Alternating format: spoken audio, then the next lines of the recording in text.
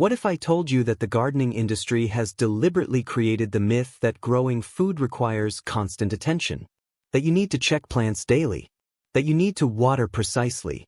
That you need to monitor conditions obsessively? That neglecting your garden even briefly will result in failure? It's a lie. A deliberate lie designed to convince you that food production is difficult. That you are incapable. That you need professional help. That you should just buy food from people who know what they're doing. The reality is the opposite. The most productive, resilient, nutritionally dense crops are the ones that thrive on neglect. Plants that survive drought. That tolerate poor soil. That produce even when you forget about them for weeks. These plants exist. They've been used for millennia across cultures. They've been systematically discouraged in Western gardening because they threaten the narrative of expert dependency. If you can grow food that thrives on neglect, you don't need professional guidance. You don't need specialized equipment. You don't need constant attention. You become dangerous to systems built on your dependency. In the next 18 minutes, I'm going to expose 15 crops that grow even if you forget about them. Crops that require minimal intervention. Crops that reward neglect with productivity. Crops that will produce nutrition regardless of how much attention you give them. By the end of this video, you'll understand why low-maintenance cultivation is the future of food security, and why the gardening industry works so hard to convince you otherwise. Welcome back. If you're new here, this channel documents plants and methods that make you independent from industrial systems. We don't promote complexity. We expose what actually works. And we teach you to reclaim food production from narratives designed to keep you dependent. Subscribe. Because what you're about to learn will fundamentally simplify your relationship with growing food while simultaneously increasing your yield. Let's begin. The neglect advantage. Why this matters. Before we discuss specific crops, understand what neglect tolerant actually means. Most gardening guides are written for people with time. People who can visit gardens daily. People who can respond immediately to changing conditions. For most people, this isn't realistic. You have jobs. You have families. You have obligations that sometimes prevent you from visiting your garden for days or weeks. Neglect-tolerant crops don't care.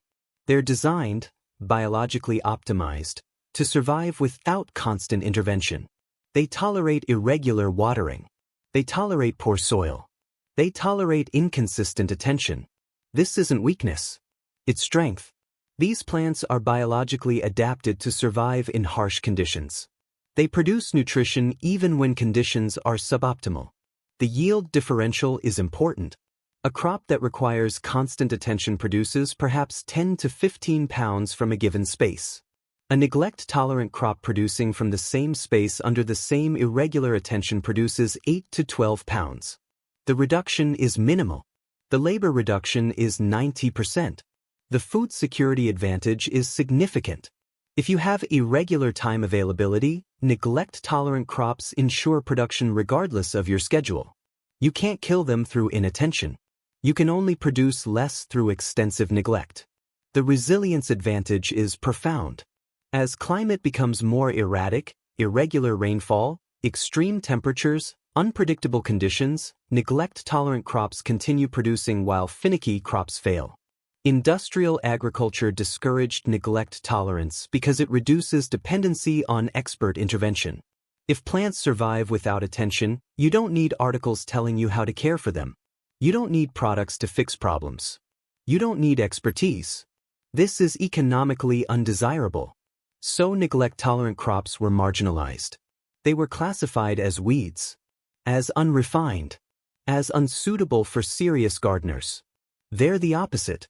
They're the most serious crops, the most resilient, the most suited to reality. Crop number 1. Okra, the heat-loving foundation. Okra is perhaps the most neglect-tolerant vegetable crop. It thrives on heat. It tolerates poor soil.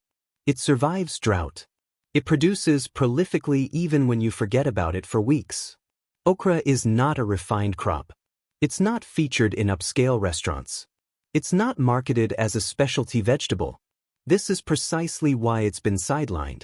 It works too well. It requires too little. Establishment is simple. Plant seeds directly in soil after frost danger passes. Space plants 12 to 18 inches apart. Water once. Then ignore it. Okra germinates in warm soil. It establishes quickly. By week 3, plants are 6 to 8 inches tall. By week 6, plants are flowering. The heat requirement is significant. Okra produces in conditions where other vegetables struggle. Temperatures above 85 degrees trigger prolific flowering. The hotter it gets, the more okra produces. The water requirement is minimal. Once established, okra survives on rainfall. Even in drought, mature plants produce. The pods may be slightly smaller in drought conditions, but production continues. The soil requirement is non-existent. Okra grows in clay, in sand, in depleted soil, in marginal conditions. It doesn't demand fertility. It doesn't demand specific pH. Harvesting is the primary management. Pods must be harvested when they're 3 to 4 inches long. At this size, they're tender. If left to mature, they become woody. But here's the critical point: okra will produce for months. From midsummer through frost. A single plant produces 20 to 30 pods weekly during peak season. Pests are minimal. Diseases are rare. The plant essentially takes care of itself. The nutrition is substantial. Okra is high in vitamin C, high in vitamin K, high in folate, high in fiber. It's nutritionally dense despite its casual appearance. Crop number 2, garlic, the perennial staple. Garlic is technically a perennial. You plant cloves in fall. They overwinter. They produce in spring. You harvest. You save cloves for next year's planting. Indefinite cycling with minimal input. Establishment is absurdly simple. Break apart the garlic bulb into individual cloves in late September or early October. Plant pointed end up, 2 inches deep, 6 inches apart. Cover with mulch. Forget about it. Garlic overwinters underground. It requires cold, the vernalization process, to trigger bulb development. In climates with mild winters, garlic may fail to bulb properly. In climates with proper winters, garlic is essentially guaranteed. In spring, March or April depending on latitude, garlic emerges. It grows. By May, it's knee-high. By June, it's producing scapes, the flowering stalks. Harvest these if you like them. Leave them if you don't. The plant produces either way. Garlic requires no watering, no fertilizing, no pest management. It grows from fall dormancy through spring, utilizing whatever moisture and nutrients are available. By July, the leaves yellow and dry. This signals maturity. Harvest by digging carefully. Cure by hanging in a dry location for 2 to 3 weeks. Store in a cool, dry place. Keeps for months. The yield is significant. A single garlic clove produces a bulb containing 10 to 12 cloves. From 10 cloves planted, you harvest 10 bulbs, 100 to 120 cloves. The multiplication is dramatic. The neglect advantage is that you literally can't kill garlic through inattention. It's impossible. The plant grows from fall through spring using winter moisture. It produces without your input. Save cloves for next year. Replant. Repeat indefinitely. You're not purchasing garlic anymore. You're cycling your own. Crop number 3, potatoes, the foolproof carbohydrate. Potatoes are the most forgiving starch crop. They grow in poor soil. They tolerate irregular watering. They produce substantially even under neglect. Establishment: purchase seed potatoes, small potatoes or cut pieces. Plant in spring after frost danger passes. Space 12 inches apart. Cover with 6 inches of soil. That's the entire input requirement. Potatoes grow underground. You don't see them developing. You're not tempted to interfere. They simply grow.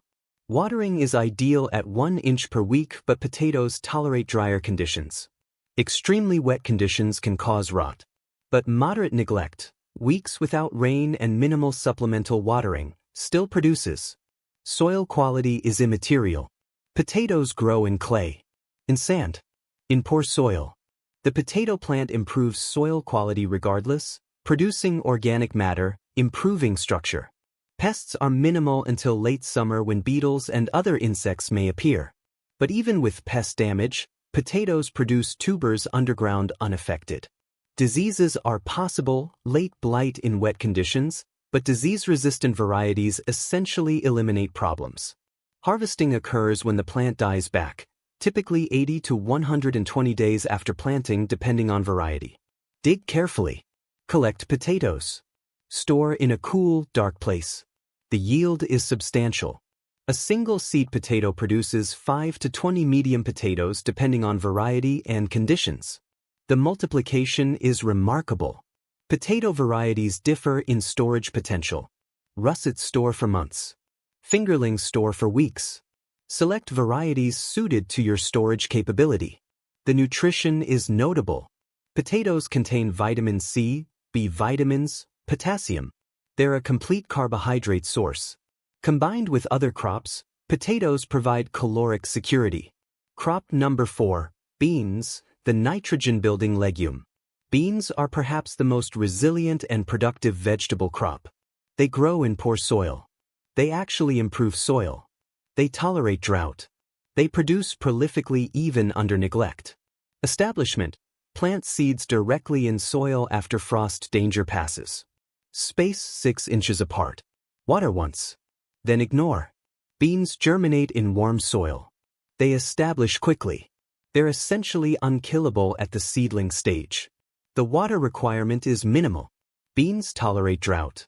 During flowering and pod set, consistent moisture helps. But established bean plants produce even during dry periods. The soil requirement is non-existent. Beans grow in depleted soil. They actually fix atmospheric nitrogen through their root nodules. The more beans you grow in soil, the more fertile that soil becomes. Pests are minimal. Beetles occasionally appear but rarely cause serious damage. Diseases are uncommon. Harvesting begins when pods are full-sized but still tender, typically 6 to 8 weeks after planting. Harvest frequently. Frequent harvesting triggers more flowering. More flowers mean more pods. A frequently harvested bean plant produces significantly more than one harvested infrequently. The yield from a single bean plant is typically 1 to 2 pounds over the season depending on variety and conditions. Bean varieties differ substantially. Pole beans produce more yield from less space but require trellising. Bush beans are simpler but require more space for equivalent production. Dry beans for storage and cooking are different from snap beans for fresh eating. The nitrogen advantage means you can follow beans with nutrient-demanding crops like tomatoes or corn. The nitrogen beans fixed will support these crops without additional fertilizer. Crop number 5, squash, the aggressive producer. Summer squash is the most productive vegetable crop relative to space and attention. It grows aggressively. It produces prolifically. It tolerates neglect. Establishment: plant seeds directly in soil after frost danger passes. Space plants 3 to 4 feet apart. Water initially. Then minimal intervention. Squash grows explosively. Within 3 weeks, plants are blooming. Within 6 weeks, they're producing fruit. The water requirement is moderate. Squash appreciates consistent moisture but tolerates drought better than most fruiting crops. Irregular watering, weeks of neglect, still produces. The soil requirement is rich soil initially, but squash is surprisingly tolerant of poor soil once established. The pest pressure is the primary challenge. Squash bugs and vine borers can be problematic. But even with pest damage, squash produces substantially.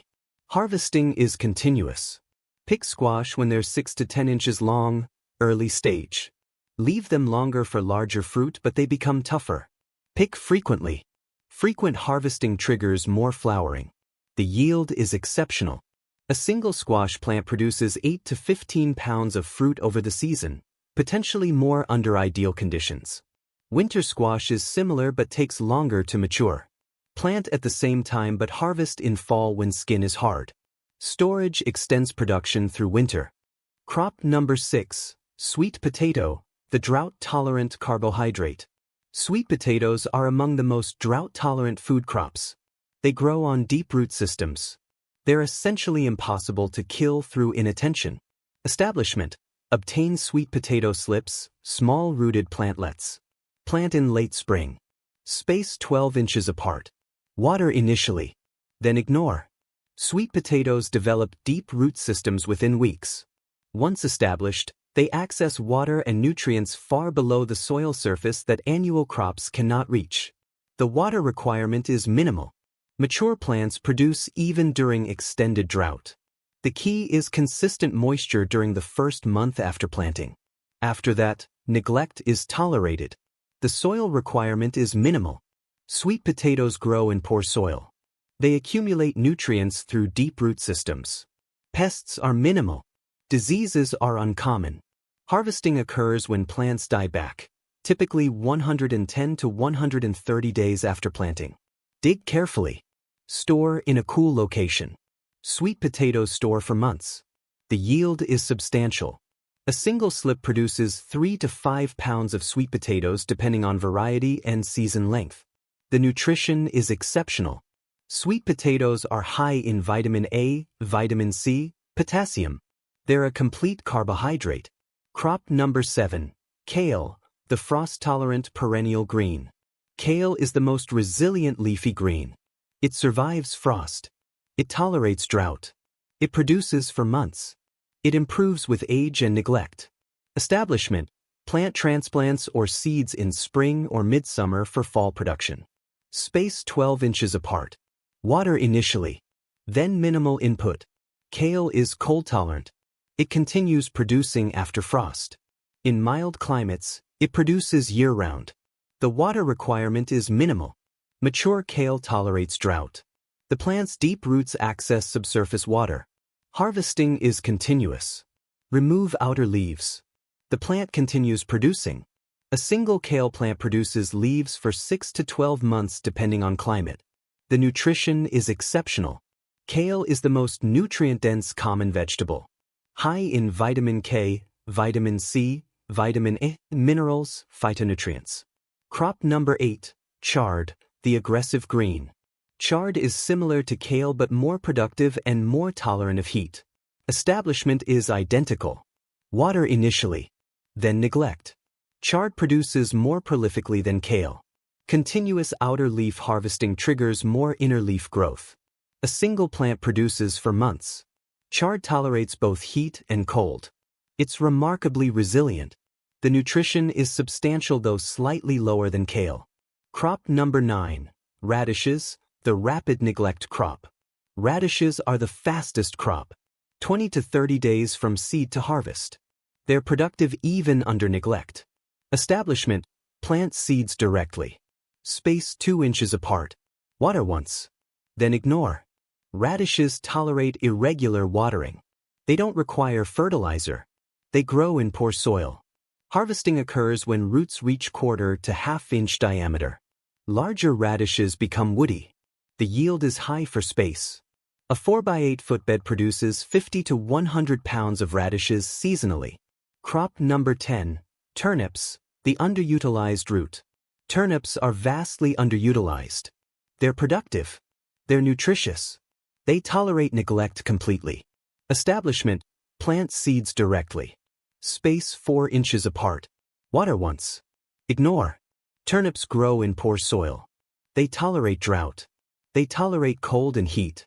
Harvest the roots when they're 2 to 3 inches diameter. Harvest the greens, extremely nutritious, continuously. The yield is substantial. A single plant produces a turnip and months of greens. Crop number 11. Beets, the dual-purpose root. Beets produce both roots and edible greens. They tolerate neglect. They store well. Establishment: plant seeds directly. Space 3 inches apart. Water once. Ignore. Beets tolerate poor soil. They tolerate drought. They tolerate cold. Harvest roots when they're 1 to 3 inches diameter. Harvest greens continuously. The yield is substantial. Storage extends production through winter. Crop number 12. Carrots, the neglect-tolerant root. Carrots are extremely neglect-tolerant despite their reputation for being finicky. Establishment: plant seeds directly. Thin seedlings to 3 inches apart. Water once. Ignore. Carrots tolerate poor soil. They tolerate drought once established. They tolerate cold. Harvest when they reach eating size, typically 2 to 3 months. Leave them longer in the ground for storage. The yield is high. A 4x8 bed produces 100 to 200 pounds of carrots. Crop number 13, pumpkins and winter squash, the storage crops. These are neglect-tolerant crops that store for months. Plant in spring. Harvest in fall. Eat throughout winter. Establishment, plant seeds or transplants. Space plants 4 to 6 feet apart. Water initially. Then minimal input. Pumpkins and winter squash tolerate drought. Mature plants are essentially unkillable through neglect. Harvest when skin is hard and cannot be pierced by a fingernail. Store in a cool location. The yield is substantial. Storage extends production. A single plant produces 1 to 5 winter squash depending on variety. Crop number 14, onions, the long-season crop. Onions tolerate neglect exceptionally. They grow through spring and summer. They tolerate dry conditions. Establishment, plant sets, small bulbs, or transplants. Space 4 to 6 inches apart. Water initially. Minimal input. Onions tolerate poor soil. They tolerate drought. They tolerate irregular attention. Harvest when leaves dry and fall over, typically mid to late summer. Store in a cool location. They last for months. The yield is substantial. A single onion produces a full-sized bulb in 5 to 6 months. Crop number 15, herbs, the perennial neglect masters. Most culinary herbs are perennial and extremely neglect-tolerant. Oregano, sage, rosemary. Establishment, plant transplants. Space appropriately. Water initially. Then ignore for years. These herbs tolerate poor soil. They tolerate drought once established. They're essentially unkillable. Harvest continuously. Cutting encourages more growth. Yield is indefinite. A single herb plant produces for years. The common thread, what makes these crops resilient?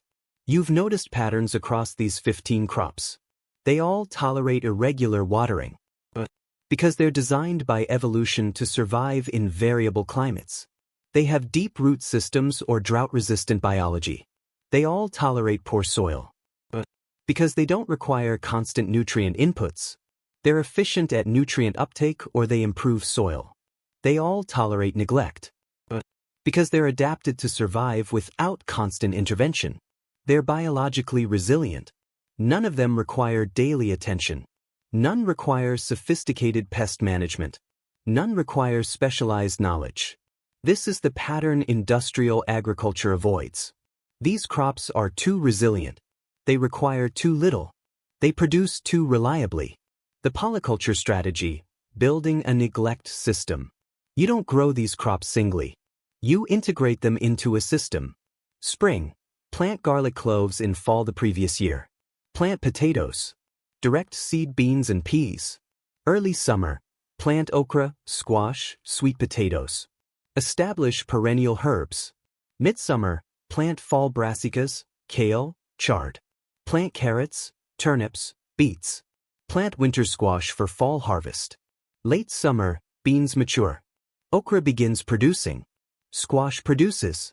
Fall, harvest potatoes. Harvest summer squash. Kale and chard thrive. Winter squash matures. Winter, in mild climates, kale and chard continue producing. Store crops sustain nutrition. From this integration, you're producing substantial nutrition with minimal attention. Different crops mature at different times. Some tolerate heat. Some tolerate cold. Some require water, others thrive on drought. The diversity creates resilience. If one crop fails, others compensate. If you forget about the garden for weeks, some crops suffer slightly but overall production continues. The scaling question, how much production?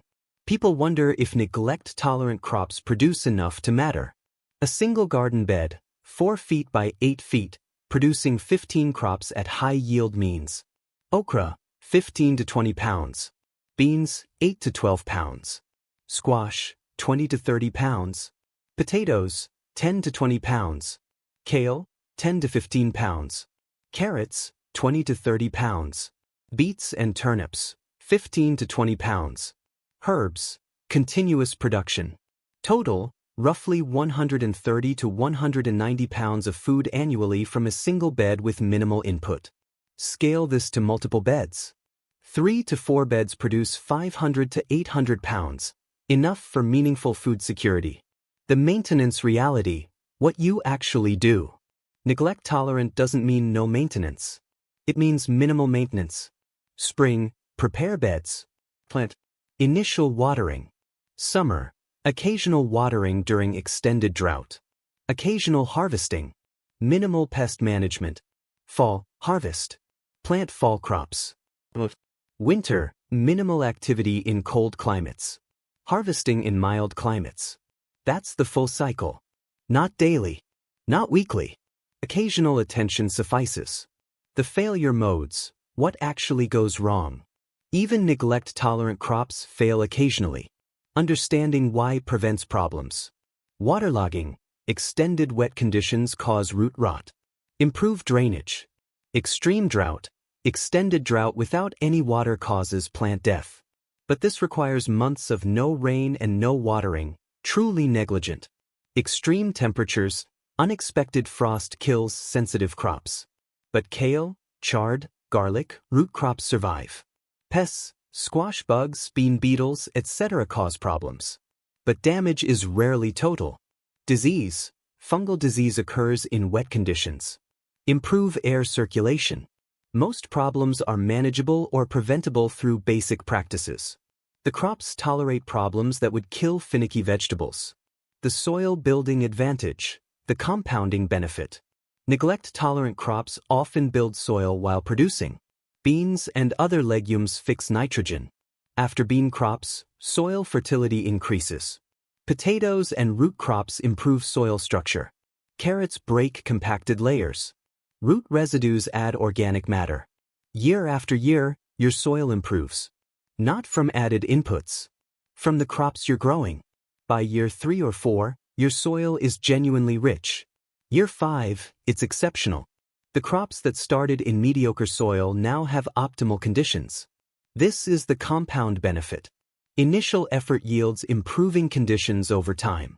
Eventually, you have genuinely fertile soil requiring no external inputs. The storage advantage, extending production through winter. Neglect-tolerant crops often store well. Potatoes store for months in cool conditions. Garlic stores for months. Winter squash stores for months. Root crops, carrots, beets, turnips, store for months. From a single season of production, you're eating for 6 months or longer. This is the food security advantage. You produce substantially during growing season. You store for seasons without production. Combined, you have nutrition year-round from part-time attention during growing season. The immediate implementation. Start now. If you're convinced, and you should be, here's how to begin immediately. If it's spring, plant potatoes, beans, okra, squash. Direct seed carrots, beets, radishes. If it's summer, plant kale, chard, root crops for fall harvest. Establish herbs. If it's fall, plant garlic cloves for spring harvest. Plant fall crops. If it's winter, plan your spring garden. Order seeds. Prepare beds. You don't need to grow all 15. Start with 5. Get comfortable. Expand. Select crops suited to your climate. Okra thrives in hot climates. Kale thrives in cool climates. Beans and squash grow everywhere. Start with seeds you can direct sow. Avoid complex transplant operations. Water initially. Then observe. Document what works in your specific conditions. This is not theoretical. This is practice. Learn by doing. The knowledge multiplication. How this compounds. Here's what's critical to understand. Your first season is learning. You document what works. What doesn't. What you do differently. Your second season you apply that knowledge. Production increases. Your attention requirement decreases. By year 3, you have genuinely optimized production from minimal input. You know your crops. You know your soil. You know your climate patterns. This knowledge is cumulative. It doesn't diminish. It only improves. Each season you learn more. Each season your system becomes more resilient. Each season your food security increases. This is the opposite of purchased food. Every purchase teaches you nothing. Every harvest teaches you everything. The cultural reality, why this is suppressed. These 15 crops represent genuine independence. They're productive. They're resilient. They require minimal input. The gardening industry profits from complexity, from specialized products, from the belief that you need help. But these crops don't require help. They require neglect. Your absence is beneficial. Your mistakes cause minimal damage. Your attention is optional. This is economically devastating to industries that profit from your dependency. So these crops are sidelined. They're classified as weeds, as unsophisticated, as unsuitable for serious gardeners. The sophisticate grows tomatoes that require staking, pruning, consistent watering, pest management, disease management. The beginner grows okra that produces regardless. This inversion is intentional. It's propaganda. It's designed to make you feel inadequate, to make you seek expertise, to make you spend money. The truth is the opposite. The most productive, most resilient, most suitable crops for genuine food security are the ones the industry downplays. The closing reality, what actually matters. You're not gardening to be a sophisticated gardener. You're gardening for food security. Food security doesn't require attention. It requires production, resilience, reliability. These 15 crops provide all three. They produce substantially. They survive neglect. They're reliable. Begin with them. Build your foundation with crops that thrive when you're not paying attention. Once you have reliable production, expand if you want. Grow finicky crops like tomatoes. Grow experimental crops. Grow whatever interests you. But your foundation, your genuine food security, comes from crops that work regardless. Plant okra. Plant garlic. Plant beans. Plant squash. Plant potatoes. Plant kale. Plant carrots. Then forgive yourself for forgetting. The plants will thrive anyway.